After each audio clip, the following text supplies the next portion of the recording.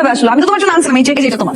মানে কি স্যার? সবকিছু খুব সাডেন আসলে হয়ে গেল, বাসা থেকে ভালো ছেলে পেলো আর বললো যে বিয়ে ডেট ঠিক। আর আমি তো কখনো মা বাবার কথা ফেলতে পারি না, এই জন্য একদম হুট করে আসলে এরকম একটা ডিসিশন। সরি, আসলে তোমাকে আগে বলা হয়নি, হুট করে হয়ে যাওয়ার কারণে। কি ছিল?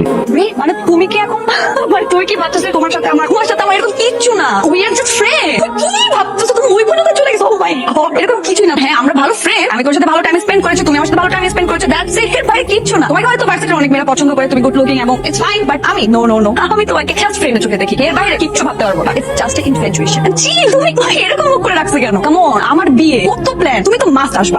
আমি তোর সাথে ভালো টাইম স্পেন্ড করেছি, তুমি আমার সাথে ভালো টাইম স্পেন্ড করেছো, দ্যাটস ইট। এর বাইরে কিচ্ছু না।